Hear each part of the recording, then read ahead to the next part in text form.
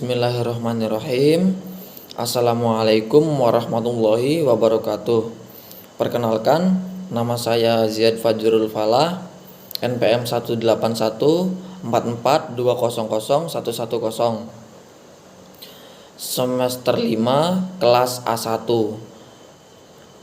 Prodi Bimbingan dan Konseling, Fakultas Keguruan dan Ilmu Pendidikan, Universitas PGRI Yogyakarta. Langsung saja di sini saya akan memaparkan presentasi yang berjudul Konseling Lintas Budaya guna memenuhi mata kuliah Bimbingan dan Konseling Lintas Budaya. Untuk mempersingkat waktu, langsung saja di slide yang pertama, yaitu ada latar belakang.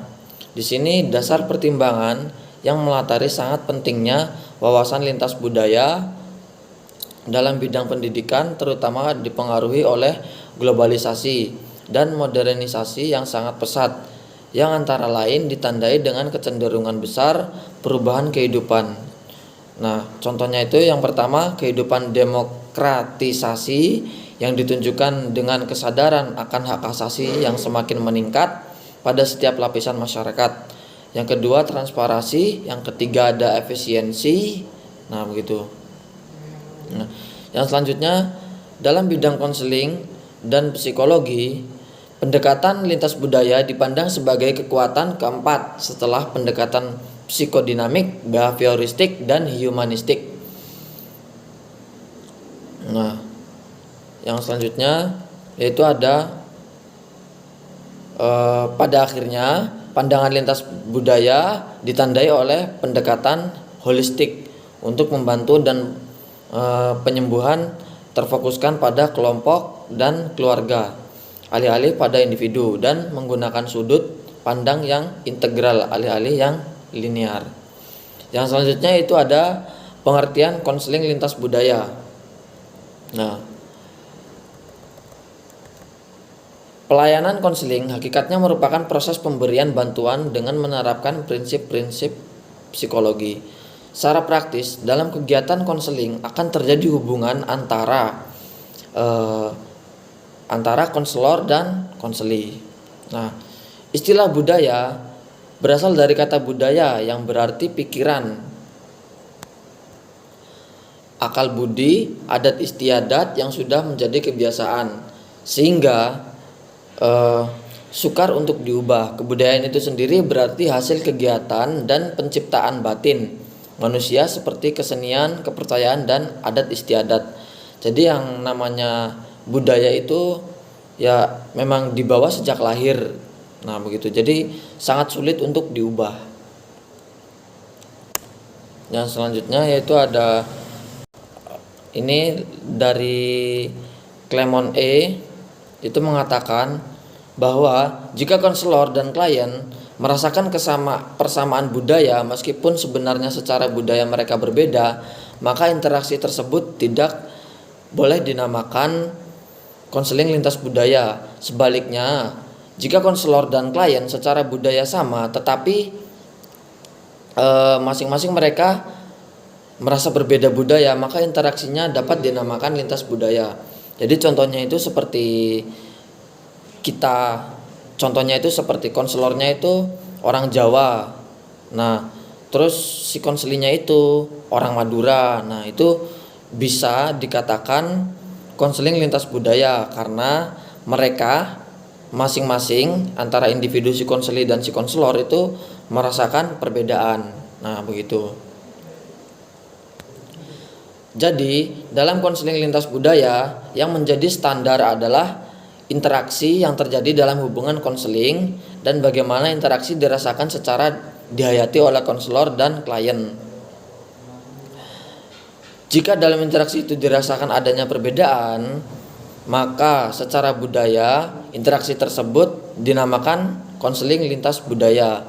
Dengan demikian, dalam konseling lintas budaya, perbedaan antara konselor dan klien bukan hanya terletak pada adanya perbedaan bangsa saja, tetapi mencakup perbedaan aspek-aspek kebudayaan yang luas. Ya, contohnya seperti di Indonesia itu kan ada budaya Jawa, Sunda, Madura, terus Batak, terus Kalimantan dan lain-lain. Nah, baik, yang selanjutnya yaitu dalam pengertian konseling terdapat 4 elemen pokok, yaitu adanya hubungan yang pertama. Terus yang kedua adanya 2 individu atau lebih. Nah, maksud 2 individu ini seperti konseling pribadi. Nah, itu hanya satu klien dan satu konselor. Nah, atau lebih berarti konseling kelompok. Nah, begitu. Yang selanjutnya adanya proses.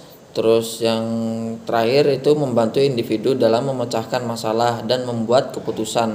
Nah, membuat keputusan ini keputusan yang tepat itu salah satu tujuan konselor untuk menuntaskan masalah kliennya begitu. Sedangkan dalam pengertian budaya itu ada 3 elemen, yaitu yang pertama ada merupakan produk budidaya manusia, terus yang kedua ada menentukan ciri seseorang, terus yang terakhir ada manusia tidak akan bisa dipisahkan dari budayanya.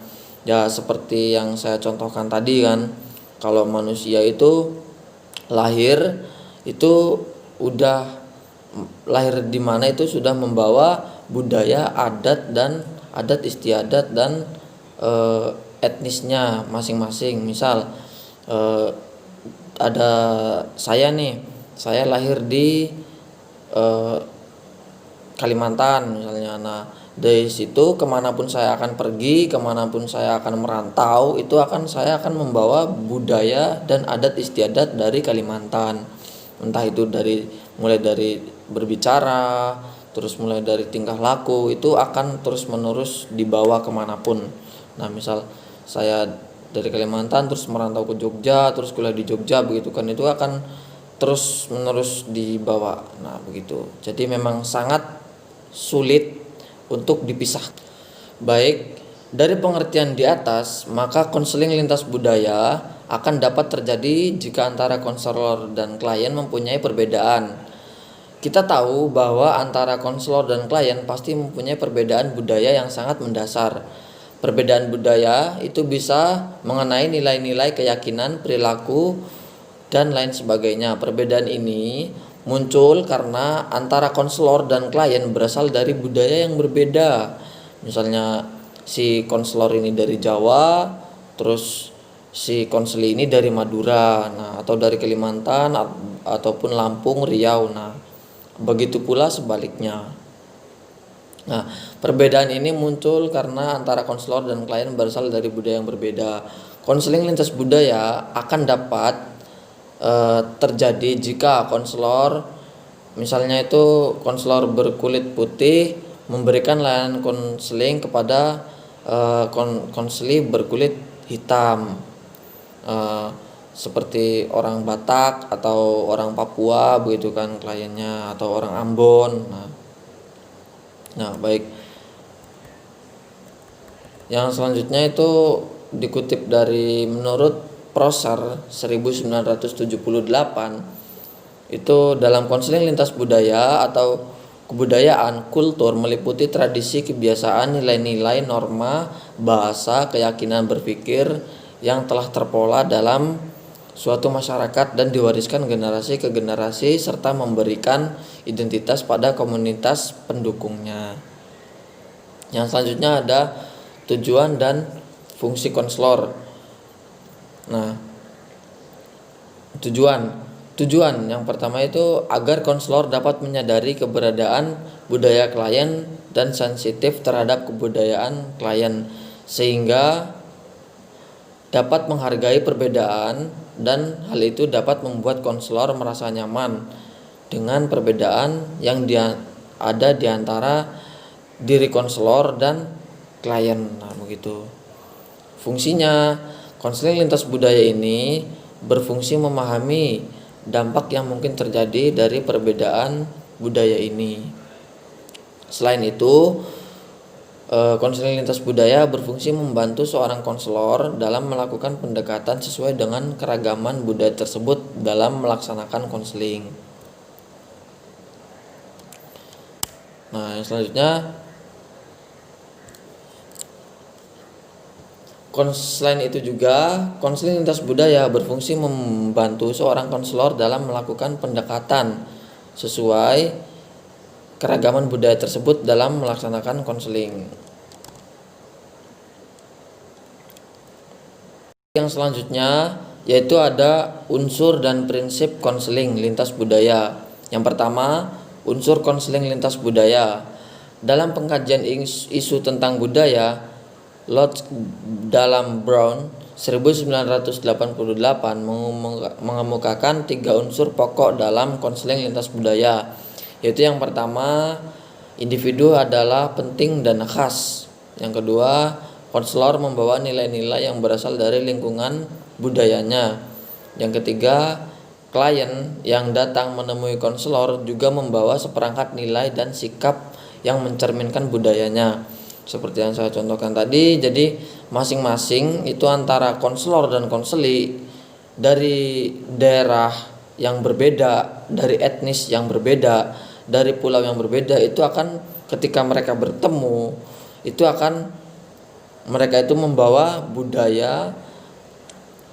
budayanya masing-masing. Nah, begitu.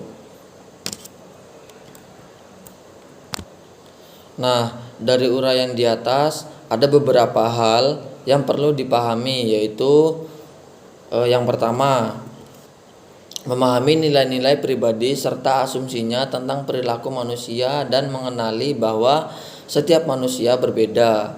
Nah, yang kedua, sadar bahwa tidak ada teori yang netral secara politik dan normal. Yang ketiga, memahami bahwa kekuatan siopolitik akan mempengaruhi dan menajamkan perbedaan budaya dalam kelompok. Dalam berbagai pandangannya tentang dunia, klien dan tidak tertutup. Jadi antara konseli dan konselor itu tidak saling tertutup dengan adanya budaya itu. Nah, karena kalau saling tertutup itu akan menyulitkan untuk memecahkan masalahnya. Yang terakhir yaitu jujur dalam konseling ekletik, mempergunakan keterampilannya daripada kepentingan mereka untuk membedakan pengalaman dan gaya hidup mereka. Nah, yang selanjutnya itu ada prinsip-prinsip konseling lintas budaya. Prinsip-prinsip konseling lintas budaya adalah yang pertama, teknik atau aktivitas para konselor semakin berubah. Terus yang kedua ada permasalahan dalam proses konseling akan cenderung meningkat. Terus yang ketiga, permasalahan atau problem. Yang keempat ada norma harapan perilaku stres memiliki keragaman antara kebudayaan. Terus yang terakhir, konsep-konsep konseling dan pola pembantu keterkaitan dengan suatu kebudayaan. Nah, ke slide selanjutnya yaitu ada hambatan konseling lintas budaya. Jadi di konseling lintas budaya itu terdapat hambatan ya. Nah, hambatan yang pertama yaitu ada mengenai bahasa. Karena bahasa merupakan sistem lambang bunyi berartikulasi yang bersifat sewenang-wenang dan konvensional yang dipakai sebagai alat komunikasi untuk melahirkan perasaan dan pikiran. Jadi faktor utamanya itu yaitu ya bahasa. Jadi tanpa adanya bahasa itu antara klien dan konselor itu tidak adanya komunikasi. Nah, begitu. Nah, yang pertama yaitu ada tingkat penguasaan bahasa yang sangat kurang. Ada beberapa orang yang memiliki kesulitan dalam menyusun kosakata bahasa umum yang jadi kesulitan menyusun kosakata bahasa umum. Nah, kayak kesulitan biasanya itu biasa dengan bahasa gaul begitu kan. Jadi untuk berbicara bahasa Indonesia itu dia kurang. Nah, begitu. Contohnya itu kayak gitu. Yang selanjutnya yaitu ada miskin dalam kosakata.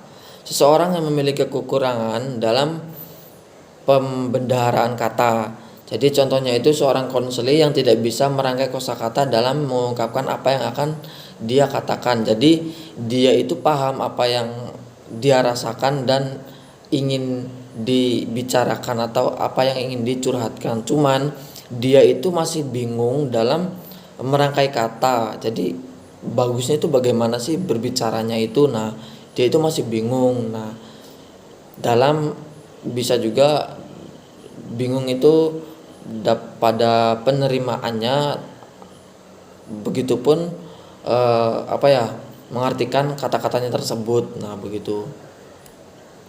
Yang selanjutnya yaitu miskin dalam ungkapan-ungkapan. Sepertinya kayak apa ya? Si contohnya di sekolahan begitu. Si Agus misalnya, si Agus itu apa, tidak nyambung ketika berbicara dengan teman-temannya. Nah, begitu. Yang selanjutnya ada penggunaan dialek yang berbeda-beda. Contohnya itu seperti ini.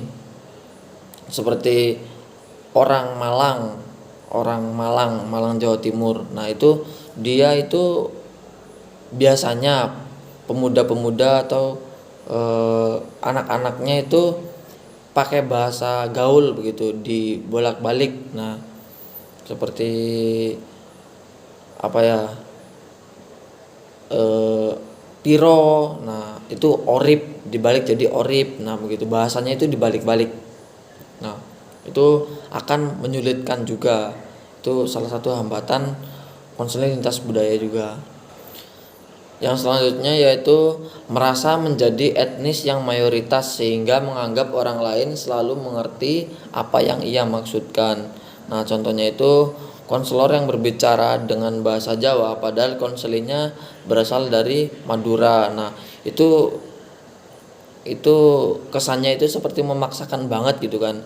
Jadi ya nggak bakal nyambung lah ketika si konseli berbicara tentang bahasa Jawa, menggunakan bahasa Jawa, sedangkan konselinya itu berasal dari Madura. Nah, atau sebaliknya, konselornya itu berasal dari Sunda, si konselinya itu berasal dari Madura. Nah, itu ketika mereka menggunakan bahasanya masing-masing itu kan terjadi miskomunikasi dan tidak bakal paham satu sama lain begitu kan. Nah, begitu. Yang selanjutnya yaitu ada perbedaan kelas sosial. Pada kelas sosial yang tinggi, kecenderungan orang berbicara dengan bahasa yang kelasnya tinggi, eksekutif.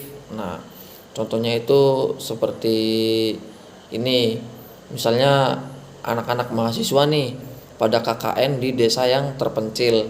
Nah, ketika mereka melakukan KKN, nah itu mereka berbicara kepada orang-orang desa itu menggunakan bahasa-bahasa yang elit. Nah, itu orang-orang desa itu kan pendidikannya itu kan terbatas. Nah, begitu, orang-orang sulit untuk paham lah begitu. Baik, yang selanjutnya yaitu ada faktor usia. Nah, terus contohnya itu seperti guru yang menganggap muridnya itu kurang ajar karena membahas masalah seks atau apalah begitu. Nah, pada golongan muda berarti muridnya itu misal masih kecil begitu kan. Terus dia itu pembahasannya itu seperti orang dewasa. Nah, begitu di mata sang guru itu merupakan hal-hal yang kurang sopan karena ditinjau dari usianya itu masih sangat dini untuk membahas hal-hal yang seperti itu. Yang selanjutnya itu latar pendidikan keluarga. Contohnya itu seperti konseli yang memiliki orang tua yang berlatar pendidikan tinggi itu akan dianggap berasal dari keluarga yang kelas atas. Padahal ya tidak mesti seperti itu, karena kan ada yang namanya beasiswa. Nah, begitu. Itu kan sangat membantu si konseli ini bisa berpendidikan hingga ke perguruan tinggi. Nah, yang selanjutnya ada penggunaan bahasa gaul. Seperti contohnya itu seperti yang menggunakan bahasa gaul. Misalnya ya di Jakarta lulu gua. Nah, begitu kan. Gocap. Nah, gocap terus gopek. Nah, itu sangat menjadi salah satu faktor hambatan juga. Baik, yang selanjutnya yaitu ada nilai. merupakan kecenderungan atau disposisi mengenai preferensi kesuka-sukaan yang didasarkan pada konsepsi tertentu, yaitu hal yang dikehendaki atau diinginkan dan disukai oleh orang banyak yang berkenaan dengan baik atau buruk, patut atau tidak patut, pantas atau tidak pantas. Nah, contohnya itu seperti yang pertama, memaksakan nilai diri terhadap orang lain. Yang selanjutnya, memaksakan nilai golongan mayoritas terhadap nilai golongan minoritas. Baik, yang selanjutnya yaitu ada stereotip. Seseorang memberi definisi dulu baru mengamati. Jadi pendapat yang terlalu disederhanakan dan tidak disertai penilaian atau kritikan. Stereotip juga merupakan generalisasi mengenai orang-orang dari kelompok lain di mana seseorang memberi definisi dulu baru mengamati. Contohnya itu seperti klien yang mendatangi konselor, itu si klien itu dia itu laki-laki, misal kliennya laki-laki, nah begitu dia itu memakai anting. Nah, si konselor ini menganggap bahwa si klien itu orangnya ugal-ugalan atau orangnya itu tidak baik, nah begitu. Atau si klien itu bertato, nah bertato itu si konselor itu menganggap bahwa si klien ini, wah ini orang yang gak beres, ini orang yang seperti preman lah begitu. Nah, itu tidak boleh. Yang selanjutnya ada kelas sosial. Kelas sosial muncul karena latar belakang pendidikan, pekerjaan, kekayaan, penghasilan, dan perilaku orang tersebut membelanjakan uang. Nah, gitu. Yang selanjutnya ada ras atau suku. Ras adalah golongan bangsa berdasarkan ciri-ciri fisik rumpun, sedangkan suku merupakan masyarakat yang tergabung dalam satu kelompok. Nah, perbedaan suku yang menjadi kendala dalam konseling karena masing-masing suku memiliki kebiasaan, filsafat hidup, dan nilai budaya yang berbeda. Selain itu, golongan minoritas terkadang disamarkan oleh golongan mayoritas. Jadi golongan atau suku yang minoritas itu akan kalah sama golongan yang mayoritas. Nah, contohnya itu konselor yang berasal dari suku Bali misalnya dan konselor yang berasal dari suku Jawa itu melaksanakan konseling. Nah, itu kayak gitu. Yang selanjutnya ada jenis kelamin atau biasa disebut dengan gender. Perbedaan jenis kelamin menjadi perbincangan sejak zaman dahulu.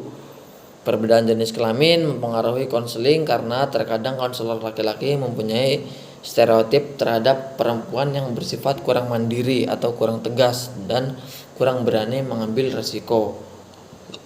Contohnya itu konseling laki-laki itu kurang tegas, berbicara seperti perempuan, sering menangis, maka konselor itu di suatu tempat menyuruh konseli untuk tegas dalam berbicara selayaknya laki-laki. Jadi kalau memang laki-laki ya berpakaian atau berperilaku layaknya laki-laki, ya tegas gitu. Nah, yang selanjutnya itu ada usia. Setiap periode usia individu memiliki tugas perkembangan dan kebutuhan untuk melaksanakan tugas perkembangan dan memenuhi sebagai kebutuhan tersebut. Nah, setiap periode usia mempunyai nilai-nilai budaya usia masing-masing. Hal itu terkadang menjadi masalah dalam pelaksanaan konseling karena adanya perbedaan kebutuhan, kebiasaan, dan gaya hidup. Nah, contohnya itu seperti anak laki-laki yang ketika sekolah pas masih kecil begitu kan, dia itu sekolahnya itu masih diantar jemput oleh orang tuanya. Nah, ketika sudah besar itu diharapkan itu si anak itu bisa mandiri, jadi tidak selalu diantar dan dijemput oleh orang tuanya. Nah, apalagi yang masih TK itu setiap sekolah itu pasti ditemani oleh ibunya kan. Nah, itu jangan sampai terjadi di usia dewasa. Yang selanjutnya yaitu ada gaya hidup. Gaya hidup atau pola hidup dapat dibagi menjadi gaya hidup tradisional dan gaya hidup alternatif. Pengaruhnya terhadap pelayanan bantuan konseling, terkadang itu gaya hidup seseorang sulit dimengerti dan diterima oleh konselor. Contoh, seorang konseling yang memiliki gaya hidup bebas, contohnya itu ia akan bebas saja, yaitu mau main kemana ya bebas, mau kemana, terus mau membawa minum-minuman atau apa begitu itu bebas. Terus bermain dengan lawan jenis itu bebas. Nah, begitu. Terus di sini konselor terkadang sulit mengerti ataupun mengerti gaya hidup konseling tersebut. Nah, sepertinya begitu. Terus yang terakhir yaitu ada keadaan orang-orang cacat. Keadaan orang-orang cacat merupakan hambatan dalam pelaksanaan konseling karena cacat akan mempengaruhi perilaku, sikap, kepekaan, perasaan, dan reaksi terhadap lingkungan. Konselor tidak luput dari prasangka atau yang kadang-kadang itu secara tidak sadar juga mengungkapkan problemnya dalam mengidentifikasi konseli yang mengalami cacat. Contohnya, seorang konseli yang memiliki cacat fisik dianggap konselor sebagai individu yang rapuh, tidak ada harapan, dan penuh penderitaan, frustasi, dan susah. Nah, begitu. Padahal enggak. Padahal orang yang cacat itu malah biasanya itu mereka mempunyai kelebihan atau mempunyai keuntungan yang tidak dipunyai oleh orang-orang yang normal. Nah, begitu. Contohnya itu banyak sih yang seperti yang di TV-TV itu kan, orang cacat yang pakai kursi roda dia malah suaranya bagus, malah seperti di acara TV yang setiap bulan puasa itu pasti dia hafal Quran. Nah, begitu. Terus ada yang suaranya bagus malah bisa melakukan ini itu yang orang normal tidak bisa melakukannya. Nah, begitu. Baik,